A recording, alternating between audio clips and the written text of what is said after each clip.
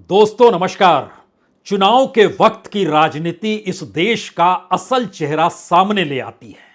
वह इस बात को बताने से घबराती और कतराती नहीं है कि इस देश के लोग किस मुश्किल हालात में जीते हैं, तो उनके हाथों में चंद रुपए कैसे थमाए जाएं, कैसे रियायत दी जाए, कैसे सुविधाएं दी जाए, यह सब कुछ खुले तौर पर सामने हर कोई ऐलान के साथ बताने लगता है।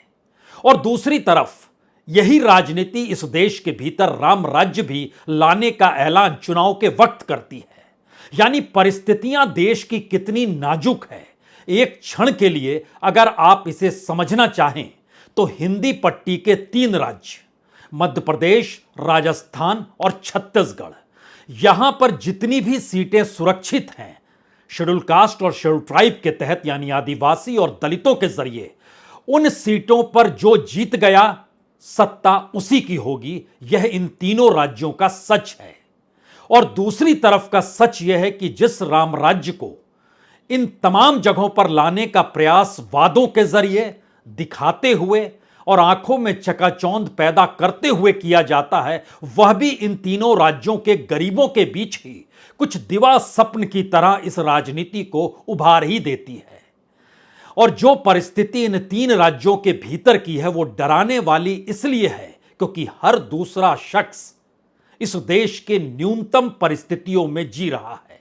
और पहली बार इस देश के भीतर में एक तरफ राम राज्य की भी परिस्थितियां हैं और दूसरी तरफ उस बदहाली और कंगाली को बताने का भी सुरूर है, जिसका ऐलान आज कांग्रेस की नेता प्रियंका गांधी ने कर ही दिया।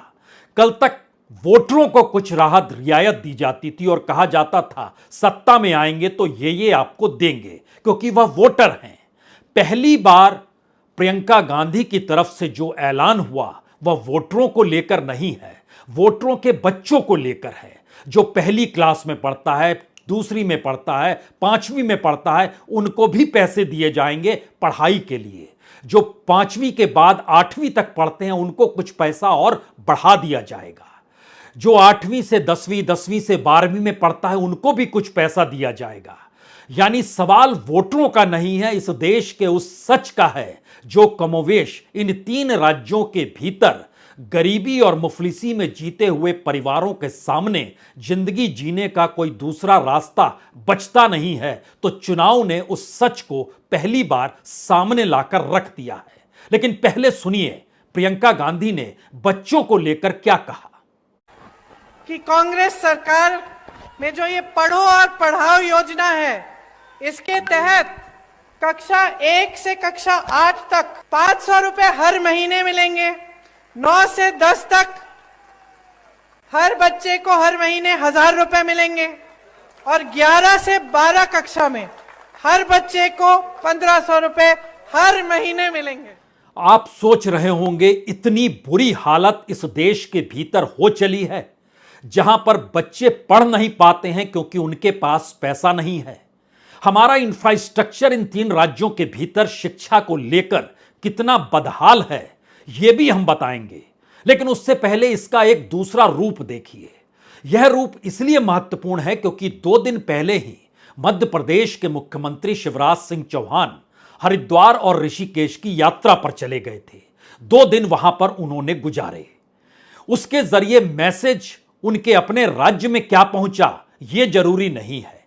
आज प्रधानमंत्री जिन जगहों पर गए वह कैलाश व्यू पॉइंट है, यानी कैलाश पर्वत आप देख सकते हैं। प्रधानमंत्री वहां पहुंचे, पूजा पाठ किया, डमरू बजाया, शंख बजाया और पिथौरागढ़ के कैलाश व्यू पॉइंट की जो जगह है जहां पर कोई आम शख्स जा नहीं पाता है, वहां पर प्रधानमंत्री पहुंचे। यह तस्वीर जो हमारे पीछे है यह वहीं की तस्वीर है, सामने कैलाश पर्वत है। कुछ और तस्वीरें, चूंकि इन तस्वीरों का महत्व है, प्रधानमंत्री ने अपने ट्विटर हैंडल से इसको ट्वीट किया है। तो हमें लगता है इन तस्वीर को देखिए, प्रधानमंत्री की मौजूदगी कैलाश पर्वत के ठीक सामने और प्रधानमंत्री की चुनावी यात्रा कल से शुरू है।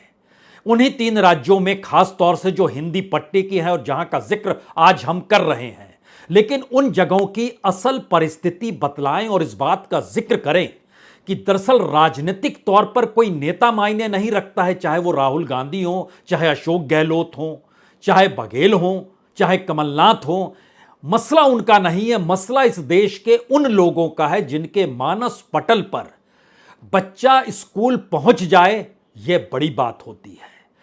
बच्चे के साथ इस देश की सांस्कृतिक महत्ता को हिंदुत्व के आश्रय कैसे अपने साथ खड़ा किया जाए यह महत्वपूर्ण बना दिया जाता है। और इन दोनों परिस्थितियों के बीच एक क्षण के लिए जरा इस तस्वीर को देखिए। प्रधानमंत्री नरेंद्र मोदी जब आज कैलाश व्यू पॉइंट पर पहुंचकर जहां वो पार्वती कुंड में भी उन्होंने पूजा अर्चना की, वहां के दृश्य चूंकि उन्होंने खुद ही ट्वीट किए, तो ये देखिए जरा, और उसके बाद इस चुनावी राजनीति का असल सच बताएंगे जो राजनीति करते वक्त चुनाव के वक्त ही खुलकर उभरता है।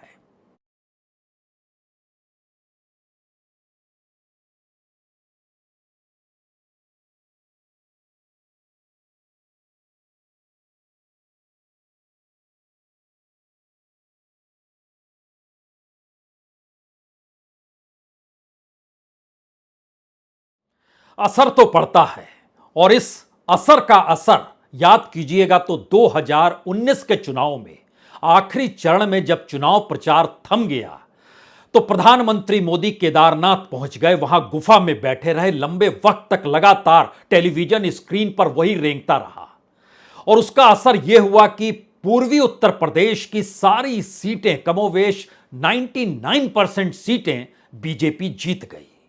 और असर पड़ता है, उसी का असर यह हुआ कि शिवराज सिंह चौहान ने भी अपनी तस्वीर जो इस दौर में ऋषिकेश में गंगा किनारे बैठकर ट्वीट की, उस तस्वीर में भी कुछ वैसी ही परिस्थिति थी कि असर तो पड़ना चाहिए। यानी राजनीतिक तौर पर जब धर्म और हिंदुत्व और संस्कृति के आश्रय राजनीतिक सुपड़ा साफ विपक्ष का किया जा सकता हो, तो ऐसे वक्त क्या दोबारा उसी हिंदी पट्टी लौटे जहां पर इस देश के भीतर के दलित और आदिवासियों की जो सुरक्षित सीटें हैं वह किसी भी राजनीतिक दल का सुपड़ा साफ करने की ताकत रखती है। और यही वो ताकत है जो 2018 में नजर आई थी। हालांकि नरेंद्र मोदी देश के प्रधानमंत्री थे, लेकिन बावजूद इसके तीनों राज्यों में कांग्रेस जीत गई। और उससे पहले की परिस्थिति में अगर चले जाइएगा तो मनमोहन सिंह 2013 में प्रधानमंत्री थे। उस समय सोनिया गांधी बहुत सक्रिय हुआ करती थी राजनीतिक तौर पर, लेकिन बावजूद इसके वो राजस्थान भी हारे, छत्तीसगढ़ भी हारे और मध्य प्रदेश भी हारे। यानी वोटर कितना मायने रखता है, और खास तौर से जिन दलित और आदिवासियों का हम जिक्र कर रहे हैं उनकी आय कितनी हो सकती है। इस देश की जो राष्ट्रीय औसत आय है, किसानों की जो राष्ट्रीय औसत आय है, दलित और आदिवासियों की जो औसत आय है, उन तीनों औसत आय से कम इन तीन राज्यों के भीतर सुरक्षित सीटों पर जिताने वाला जो वोटर है उसकी आर्थिक परिस्थिति है। कुल इन तीनों राज्यों को देखिएगा तो 520 सीटें आती हैं, इसमें से 180 सीट सुरक्षित है। जरा सोचना शुरू कीजिए कि मध्य प्रदेश की 82 सीटों में से बीजेपी पिछली बार सिर्फ 25 सीट जीत पाई, कांग्रेस 40 सीट जीत गई। लेकिन अगर इससे पहले पहुंच जाइएगा 2013 में, तो उस वक्त इसी जगह पर 82 सीट में से 53 सीट बीजेपी जीती थी और 25 सीट कांग्रेस जीती थी। सत्ता पलट जाती है इन्हीं सुरक्षित सीटों को लेकर, और ये बड़े मायने रखते हैं। मायने सिर्फ मध्य प्रदेश में नहीं, राजस्थान के भीतर भी जाइए तो 59 सीटें हैं सुरक्षित सीट, इसमें बीजेपी 21 सीट जीत पाती है तो कांग्रेस 34 सीट जीत जाती है। छत्तीसगढ़ की 39 सुरक्षित सीटों में बीजेपी सिर्फ 6 सीट जीत पाती है, इसीलिए उसका आंकड़ा 15 भी पार नहीं कर पाता है राज्य के भीतर में। लेकिन कांग्रेस 31 सीट जीतती है और 65 के साथ आगे बढ़ जाती है, 68 सीट तक वो जीत जाती है। मैसेज पहला क्या है? मैसेज पहला यह है कि इन जगहों के लोगों को लगातार धोखा मिला है। सत्ता किसी की बने, राजनीतिक तौर पर जो वादे इनके अनुकूल होते हैं इनको पैरों पर कभी खड़े होने नहीं दिया गया। खनन के नाम पर आदिवासियों की जमीन छीनी गई, जंगल छीने गए। विकास के नाम पर दलितों के हाथ में इस दौर में कटोरा थमाया गया, क्योंकि गरीब और गरीब होता चला गया और इस जगह पर जो भी धंधा करने आया वो और रईस होता चला गया। यानी खनिज संसाधनों की लूट इन इलाकों में बाखूबी हुई है, इन तीनों ही जगहों पर। तो पहला मैसेज बहुत साफ है कि इन जगहों के लोग तय कर लें किसे जिताना है, किसे हराना है, तो नेता मायने नहीं रखता है, क्योंकि हर नेता को इस देश में आजादी के बाद से हर किसी ने परखा है। बस्तर का जिक्र तो पहले राष्ट्रपति राजेंद्र प्रसाद जी ने अपने भाषण में किया था। उन्होंने जिक्र तो डाल्टनगंज, पतरातू उस इलाके का भी किया था। किस स्थिति में है इस देश के भीतर के जो पिछड़े गरीब इलाके हैं, उन परिस्थितियों में कोई परिवर्तन नहीं आया। प्रधानमंत्री मोदी के एस्पिरेशनल डिस्ट्रिक्ट को अगर आप देखिएगा तो पहली बार 1956 में प्लानिंग कमीशन की रिपोर्ट पे नेहरू ने इस देश के लगभग 79 जिलों का जो ऐलान किया था, वो सभी पिछड़े थे, उनको मेन स्ट्रीम में लाना था। लेकिन इस दौर के भीतर देखिए तो वही 79 डिस्ट्रिक्ट बढ़ते बढ़ते 125 में तब्दील हो गए और स्थितियां नाजुक हैं। लेकिन फिर लौटिए इन्हीं जगहों पर जिनके हाथ में सत्ता की चाबी होती है। दरअसल सत्ता चाहती है कि दलित, आदिवासी गरीब बना रहे। सत्ता चाहती है, और इस दौर में उसने एक नया मंत्र ओबीसी का पैदा किया। आर्थिक तौर पर, सामाजिक तौर पर उनकी मान्यता क्या हो सकती है, इस देश के भीतर की परिस्थिति हमको लगता है 3 राज्य और जरा परख लीजिए एक क्षण के लिए रेफरेंस के तौर पर। बिहार, यूपी और झारखंड। बिहार में हर दूसरा व्यक्ति गरीब, उत्तर प्रदेश और झारखंड में हर तीसरा या साढ़े तीसरा गरीब व्यक्ति है। इन जगहों की जो परिस्थिति है, इसमें लगभग 40 करोड़ लोग बसते हैं, जिसमें से लगभग 17 करोड़ लोग गरीब हैं। झारखंड में जो प्रतिदिन की कमाई है वह 163 रुपए है। बिहार में प्रतिदिन की कमाई 251 रुपए है। उत्तर प्रदेश में प्रतिदिन की कमाई 268 रुपए है। यह स्थिति किसानों के भीतर की है। लेकिन जब आप ओवरऑल जीडीपी के हिसाब से देखिएगा तो उत्तर प्रदेश में यह घटकर 219 हो जाता है, बिहार में घटकर 148 हो जाता है। यानी एक ऐसी परिस्थिति है कि इस देश में प्रति व्यक्ति आय और किसानों की परिस्थिति यह भी मैच नहीं कर पा रहे हैं। और कई जगहों पर किसान ज्यादा कमा लेता है जो यूं ही बदहाल है, और राज्य की स्थिति जब बदहाल होती है तो किसान से भी कम की परिस्थिति में जी रहा होता है। शायद इसीलिए अब दोबारा लौटिए उस जगह पे जिसका जिक्र हम इसलिए करना चाहते हैं कि इन जगहों पर चुनाव है, और चुनाव को लेकर बच्चों तक को पैसे देने का जिक्र या राम राज्य लाने की धुन में यह देश खोया हुआ है। हर 6 में से 5 व्यक्ति गरीब हैं इस देश में जो दलित है उसके भीतर। और यह रिपोर्ट इस देश की NITI Aayog multi dimensional poverty index बतलाती है। छत्तीसगढ़ के भीतर पर कैपिटा इनकम जो है, इस देश की पर कैपिटा इनकम अगर सरकार की जो रिपोर्ट है उसके मुताबिक 539 रुपए होती है, लेकिन छत्तीसगढ़ के भीतर यह घटकर 366 हो जाती है। और दूसरी तरफ किसान और कम हो जाता है, 322 रुपए पर आता है, और शेड्यूल कास्ट की प्रतिदिन की कमाई 70 रुपए हो जाती है। यहां पर एक चीज और समझिए, जब हम दलितों का जिक्र कर रहे हैं और उसके बाद आदिवासियों का जिक्र करें, उससे पहले दलितों की परिस्थिति सोचिए कि 71% दलित इस देश के भीतर में मैक्सिमम प्रतिदिन 166 रुपए कमा पाते हैं, मिनिमम 22 रुपए। 22 रुपए से 166 रुपए के बीच में दलितों की कमाई हर दिन की है। और यह बताने के लिए काफी है कि department of rural development government of India, जो उसकी वेबसाइट नेशनल इंफॉर्मेटिक्स सेंटर है, उसकी यह रिपोर्ट बतलाती है कि 31% की आय 5,000 से कम है। औसत जब उसके भीतर घुस के निकालिएगा तो 22 से 83 रुपए के बीच, और कुछ लोग 166 तक कमा पाते हैं। सिर्फ 19.5% ही दलित हैं जिनकी कमाई 250 रुपए तक हो जाती है। लेकिन वो जरूरी नहीं है 250 हो, वो 175 भी हो सकती है और 325 भी हो सकती है। 250 हमने एक एवरेज निकाला। और सिर्फ 8% लोग हैं जिनकी प्रतिदिन की कमाई 333 रुपए है।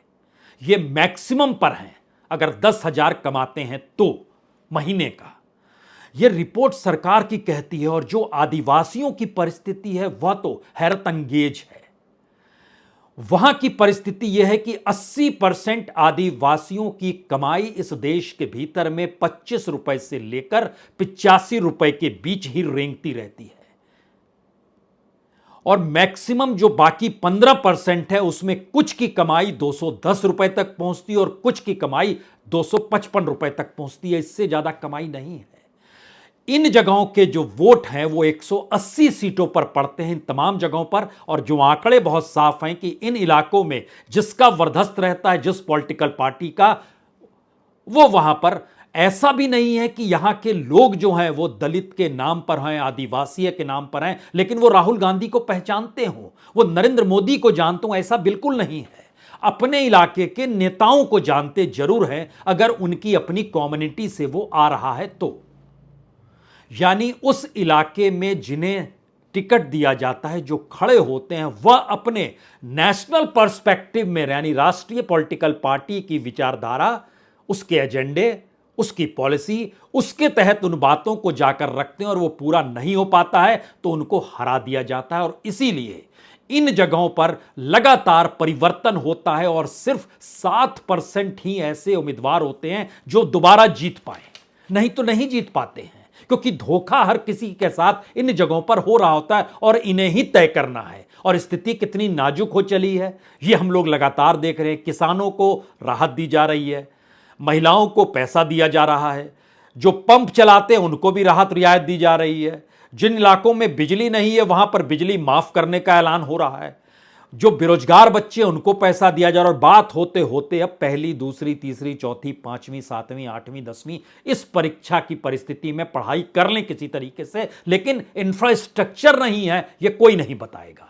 इस देश के भीतर में शिक्षा के क्षेत्र में शिक्षकों की नियुक्ति राज्यवार अगर देखिएगा तो तकरीबन 12 लाख पद सिर्फ शिक्षकों के रिक्त पड़े हुए हैं। इन 12 लाख में से अगर इन 3 राज्यों का जिक्र कर दीजिएगा तो यहां पर तकरीबन 4.5 लाख रिक्त पड़े हुए पद हैं।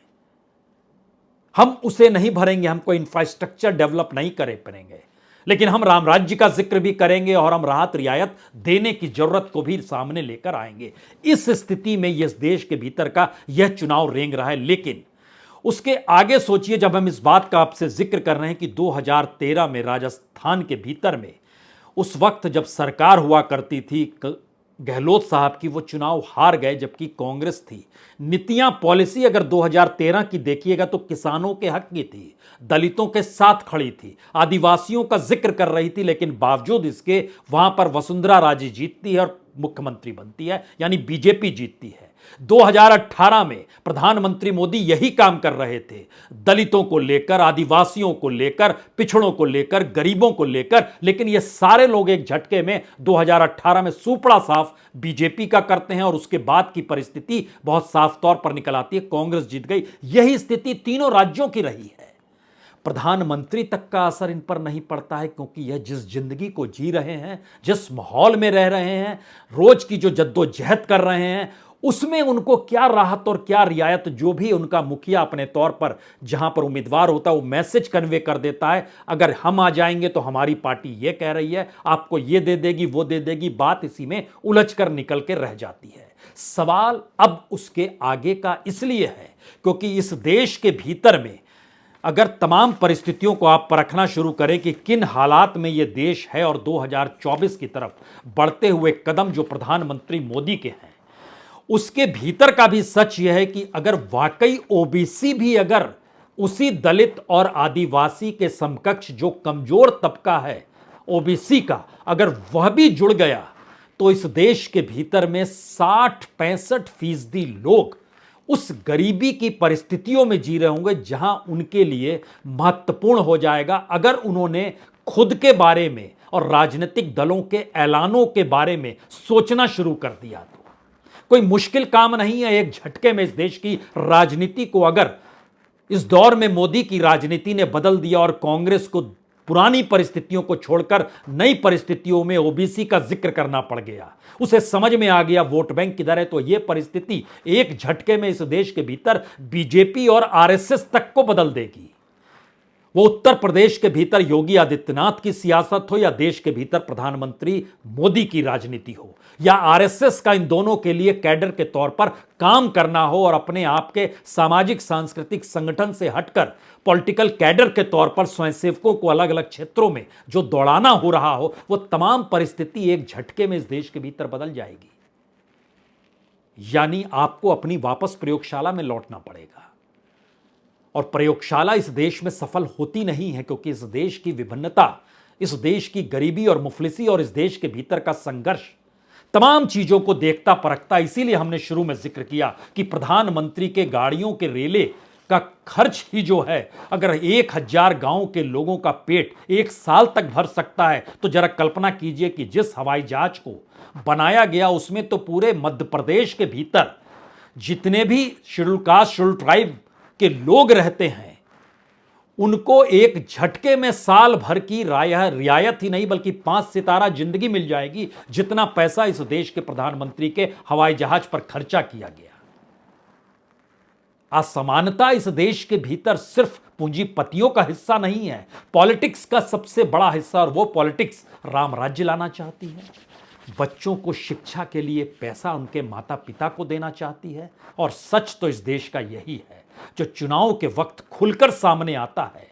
ना सिंचाई की व्यवस्था है, ना बिजली की व्यवस्था है, ना घर की व्यवस्था है, ना शिक्षा की व्यवस्था है, ना स्वास्थ्य की व्यवस्था है, ना महिलाओं को किसी तरह की रियायत की व्यवस्था है, और सभी क्षेत्र में, और ना बेरोजगारों को नौकरी दे पाने की स्थिति है। तो सभी क्षेत्रों में पैसा बांट कर राहत और रियायत का जिक्र, और इस देश में राम राज्य लाने की परिस्थिति में जूझता हुआ चुनाव शायद इस देश के साथ इससे बड़ा मजाक और इससे बड़ी त्रासदी कुछ हो नहीं सकती है जो है।